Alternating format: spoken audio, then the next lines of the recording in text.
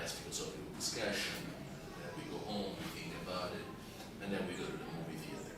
And that's our life, basically. So no, I'm joking. It can be hard, but as we used to say when I was a graduate student, always better than working. But no, I mean, jokes aside, this student of mine is trying to say that work should be a concern for justice. The quality of work should be an independent concern of justice. So why did I say that? Okay, yes, because Tasiulas, in a sense, has an even stronger argument. Because think about the possibility of organizing work in a society in such a way that the least attractive jobs are shared among the citizens in such a way that it's not the case that someone has to clean toilets all day long and the others have to speak about philosophy all day long for their entire life. So let's imagine that we can find a way of alternate our, dirty jobs in such a way that this is not too costly for the efficiency of the system. I mean, it's a big if. Imagine, you have prepared a surgeon for 30 years to perform a very good operation on yourself. At 5 o'clock, it starts the moment he has to clean the toilets. So it looks like the Cultural Revolution in China, basically. That there was this idea that the intellectuals should also be peasants and should also do manual work because everybody is equal. So it's not the case that you talk about philosophy and other people clean the toilets. You also have to clean the toilets. So, but let's leave aside. Let's imagine that it's okay that the system works. There is not so much loss of efficiency if we share the burden of unwelcome, dirty jobs in the society. Now, if Tasiulas is right, having this system of distribution of heavy burdens in the society becomes a human right. Because if it's not too, if the condition is just that there are not excessive burdens on duty bearers, and we have allowed that we have a system that works quite well, in which the surgeon cleans the toilets, and in which the philosophy professor grows tomatoes, and so on and so forth, which is a very nice activity, by the way. In fact, it's my hobby. But if we imagine that this is possible, then each of us has a human right to have a job that is not too boring, that is not too burdensome. I mean, to me, is another counterintuitive consequence. If we think that human rights are about protecting, important stuff, now we are making human rights something that is not even yet provided by the most advanced political systems that we have today on Earth. Because even in liberal democracies, you don't have a right not to have a boring job. It could be wrong. That's the point of my student. But she doesn't make a point about human rights, she makes a point about liberal justice. So it could be the case that in liberal democracy, we have to start thinking about the quality of the job that each citizen takes. And stop thinking that we can adjust that only by compensating, which, by the way, we don't do, because even, if you do a boring job, it's not the case that people are going to compensate you just because it's boring. But leaving aside, so the problem with Tasiulas' suggestion, it seems to me, that it makes the inflation of human rights even worse than what it is today, because it makes human rights, it transforms certain things into human rights that are not even conceived as rights in liberal democracies. Most of the people think that human rights should be a subset of liberal democratic rights. In this case, they become a bigger set compared to liberal democratic rights. So,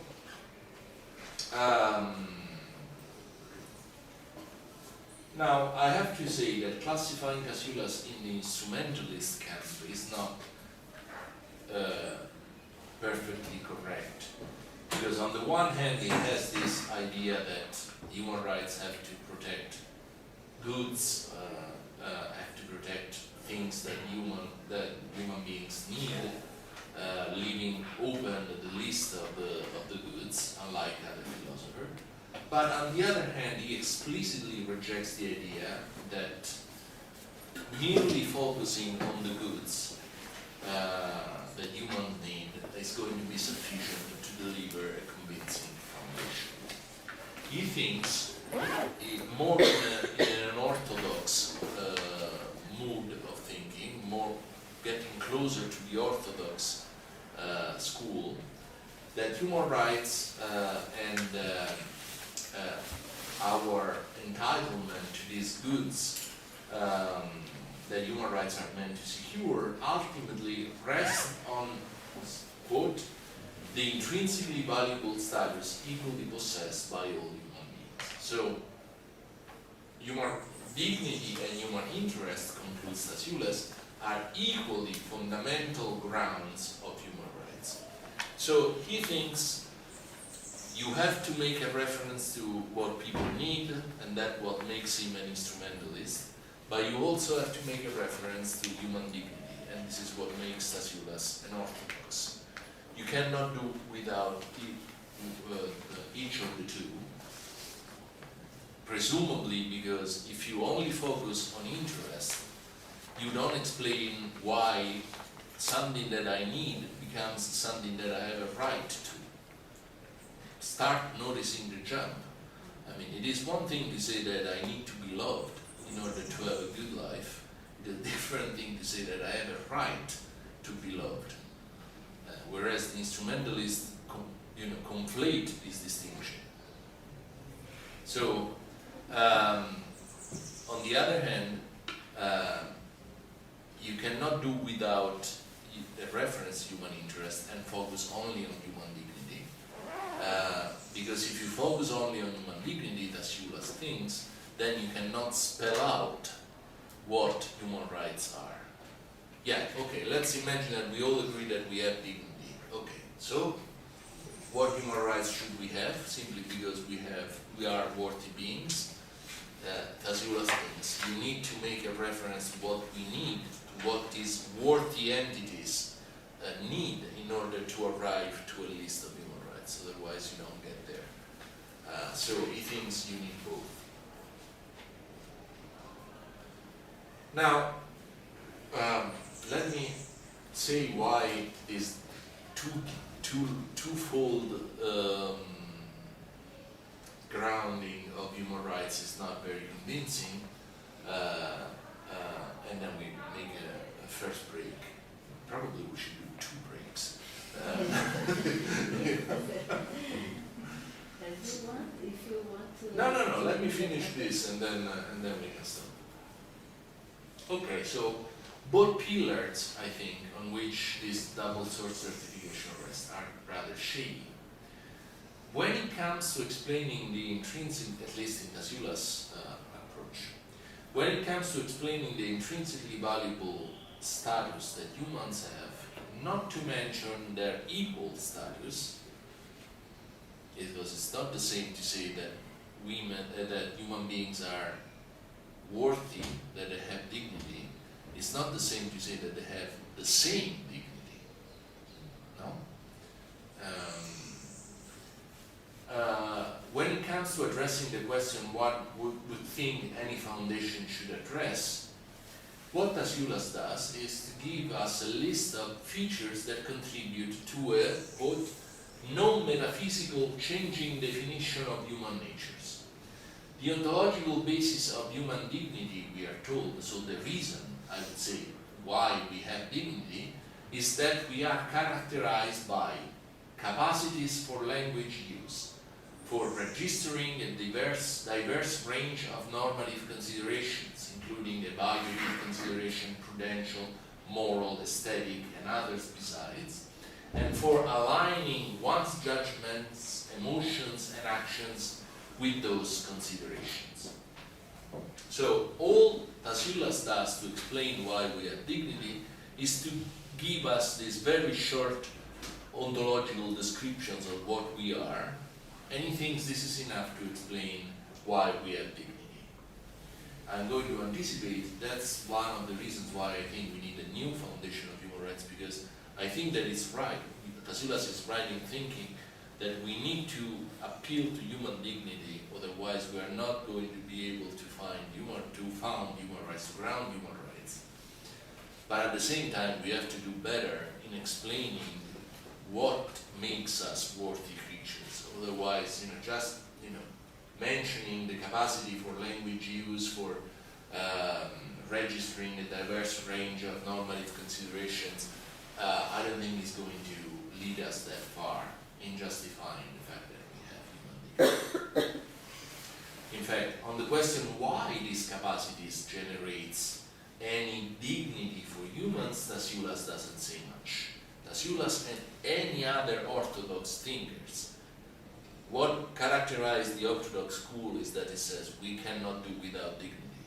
But at the same time, what characterizes orthodoxy as it is practiced today in the philosophy of human rights is that nobody is going to tell you why we have dignity or what makes us worthy creatures. So they, of course, for very easy to understand reasons, we don't say much, we don't want to say much about why we have dignity, because the moment we say why we have dignity, we start doing metaphysics. And metaphysics is divisive. Metaphysics, I can have my metaphysical view that is not your metaphysical view. Even if we, do philosophy, we know that, there is not one metaphysics of it, there is not one ontology. And what's the problem with that? That human rights are supposed to be a universal language. We cannot have an account of human rights that is good only for those who believe in one metaphysical worldview. So I understand the reasons why my orthodox colleagues do not want to say anything more than, oh yeah, dignity. Dignity is important. We cannot do without dignity. They don't want to say much more than that. I understand why. But at the same time, I think that we have to look for a better understanding of our dignity, which possibly at the same time is not going to be as divisive as they think. So that's my approach at least. Okay? So that's the problem I see about one of the pillars in Tassiulas' approach, that he doesn't say anything about dignity. The major problem with the other pillar is that the interests that generate human rights are potentially infinite. In fact, on Tassiulas' account, any universal human interest that A, could be protected through the introduction of a corresponding human right, and B, that does not impose excessive burdens on duty bearers, should generate a corresponding human rights. Remember the condition that I gave you before. Thus, for example, if people could avoid getting bored, okay, I already said that, getting bored in the workplace, perhaps by rotating the most boring functions, and we could invent a social scheme in which this can be done without imposing too high costs on duty bearers, then there should be a human right not to get bored in the workplace. Which is a rather strange conclusion, given the broadly shared intuition that human rights are about setting minimal standards as opposed to promoting the good life.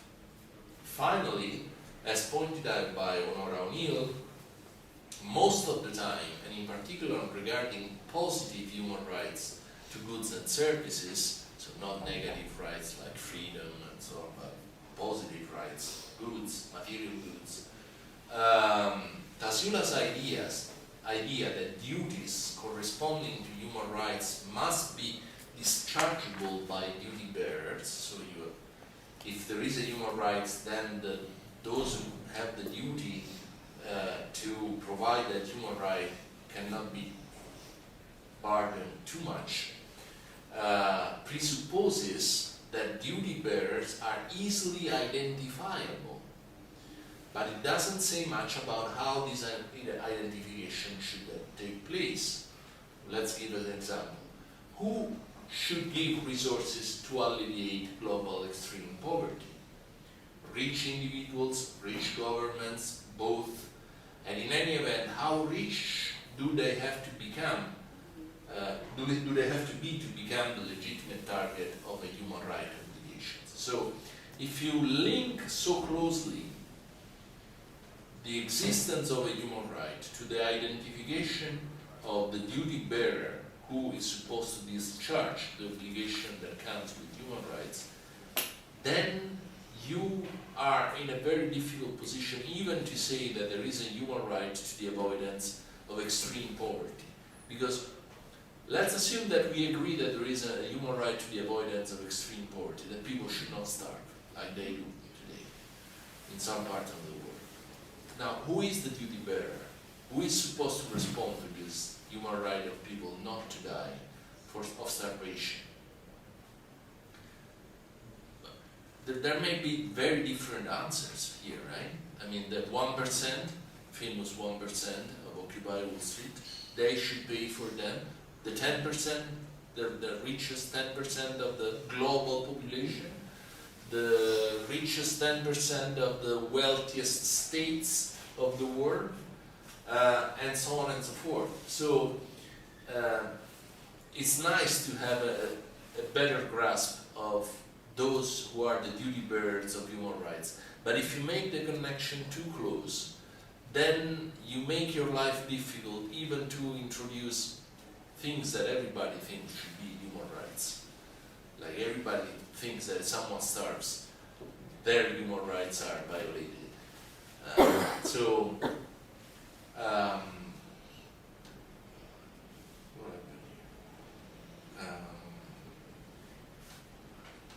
Okay. Well, why don't we take a break now and then we come back on the rest of the journey. We still have to do the orthodox school, the political view, so it's good that we go on until 1 o'clock, because I think we need that. No, until 12, then we discuss it. How many minutes we 20, 30 minutes for the break? 20, 30 minutes. Maybe okay, so that's A princípio vamos até a 1 da tarde.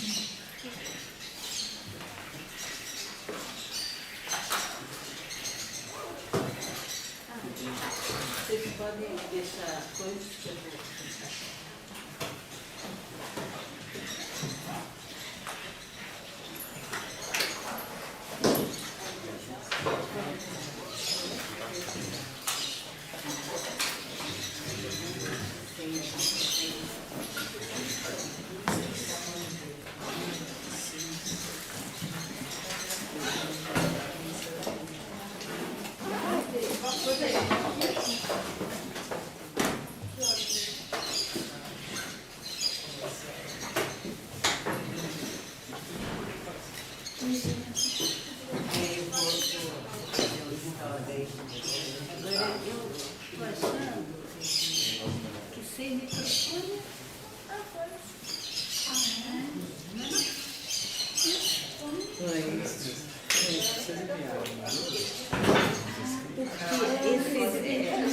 Vocês vão receber.